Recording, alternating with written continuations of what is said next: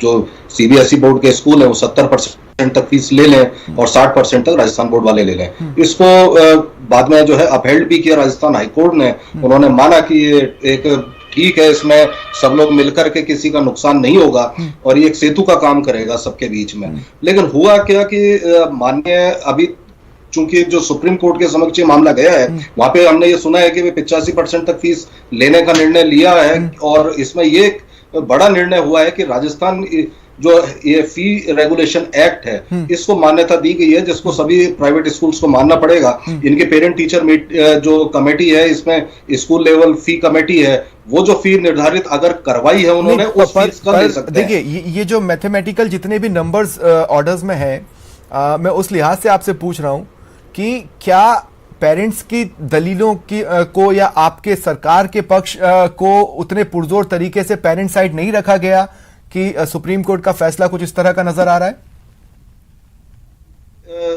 हम लोग तो हमने जब हमारा फैसला था उस फैसले की पैरवी करने अगर गए थे तो पुरजोर तरीके से पूरे तथ्यों के साथ ही गए थे।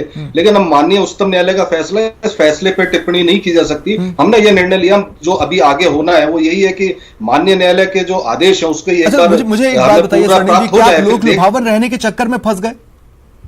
आपने वो चीज नहीं देखी जो शायद सुप्रीम कोर्ट देख रहा है? आप क्या लोक लुभावन होने के चक्कर में फंस गए? देखिए, अगर लोक लुभावन होते या हमें किसी को फायदा पहुंचाना होता तो हम लोग एक फॉर्मूला जो हमने दिया वो नहीं देते। और आप देखें हमारे फॉर्मूले को कहीं वैलिडेट किया है, हमकी पूरी फीस लेना उचित नहीं है, ये हमने माना।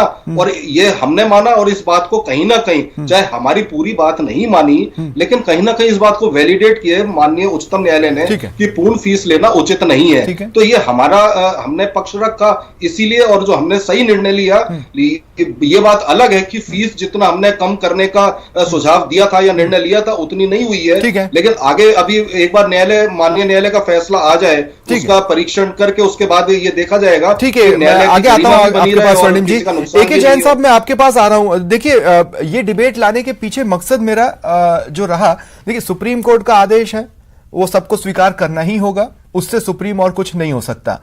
लेकिन उन्होंने जो एक गुंजाइश छोड़ी जहां पर ये डिबेट की जगह बन रही है, वो गुंजाइश इस बात की है कि अगर स्कूल चाहे तो, इसलिए मैं ये डिबेट लेकर आया। एक तो उस गुंजाइश के मायने क्या है, और दूसरा अब क्या हो सकता है टेक्निकली, जब फीस रेगुलेशन एक्ट को भी एक मस्ट बॉडी मान लिया गया है, मस्ट लॉ मान लिया गया है, एक्ट मान लिया गया है। देखिए, सर्वोच्च न्यायालय ने 128 पृष्ठ का निर्णय लिखा है। अभी आपने एक शब्द, एक लाइन कही थी, बिल्कुल सही लाइन कही थी कि लोक लुभावन कार्य करने के चक्कर में राजस्थान सरकार का जो विधि विभाग था वो पूर्णतया विफल हुआ, और जिसका जो दंड है वो अभिभावकों को भुगतना पड़ रहा है। इस केस का बैकग्राउंड मैं आपको बताऊं कि राजस्थान हाई कोर्ट की सिंगल बेंच ने एक इंटरिम ऑर्डर पास किया था जिसपे यह कहा था कि ट्यूशन फीस की 70% फीस वसूली की जा सकती है प्राइवेट इंस्टीट्यूशन द्वारा, प्राइवेट अनएडेड स्कूल द्वारा, माइनॉरिटी स्कूल द्वारा। एडेड स्कूल्स पर वो लागू नहीं था और 3 इंस्टॉलमेंट्स में वो देनी होगी। ये जब मामला डिविजनल बेंच में गया तो राजस्थान सरकार ने अपनी टांग वहां फंसाई और यह कहा कि हम इसमें एक आदेश निकालने वाले हैं। ठीक है। और उसके बाद 2010 को एक इन्होंने आदेश निकाला। आदेश ये निकाला कि 60% ऑफ ट्यूशन फीस स्टेट जो कनेक्टेड स्कूल है, 70% ऑफ ट्यूशन फीस और उनकी इंस्टॉलमेंट्स वगैरह का कर दी।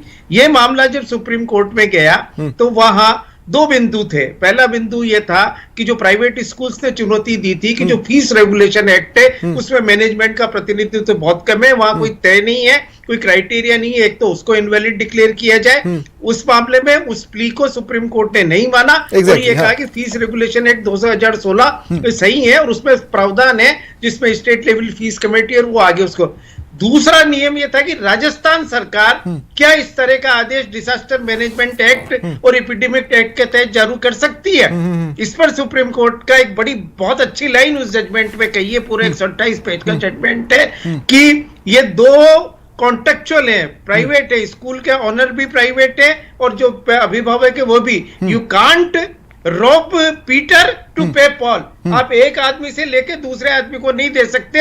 ये डिजास्टर मैनेजमेंट पे उन्होंने डिटेल लिखा है कि डिजास्टर मैनेजमेंट में आपको क्या करने की शक्तियां हैं और क्या नहीं करने की शक्तियां हैं, और इसलिए उन्होंने राजस्थान सरकार तो के क्या फीस रेगुलेशन एक्ट अभी भी प्ले में आ सकता है एके जैन साहब? नहीं, फीस जो रेगुलेशन अथॉरिटी, रेगुलेटरी अथॉरिटी है, फीस का निर्धारण वो ही कर सकते हैं। फीस का निर्धारण करने की शक्तियां राज्य सरकार को नहीं है। यही राज्य सरकार 2016 में वो कानून लेकर आई है, जब आपने कानून बना दिया है और उसमें, और इसीलिए उन्होंने जो बात कही है सुप्रीम कोर्ट ने, जो आप ये 15% वाली कह रहे हैं, उन्होंने कहा कि राज्य सरकार ने ऐसे कोई आंकड़े नहीं रखे कि इनके ओवरहेड खर्चे कितने कम हो गए स्कूलों के, ठीक है, कितना बिजली का डेटा बिल, था कहने का मतलब। जब सुप्रीम कोर्ट में गए तो अधपका डेटा था। एक फाइनल पॉइंट, एक फाइनल बात और आपसे लेना चाहता हूं एके जैन साहब, अगर आप मुझे समझा पाए, स्कूल को जो बोला गया है कि आप कंसीडर कीजिए, वो कोई बाध्यता तो है नहीं?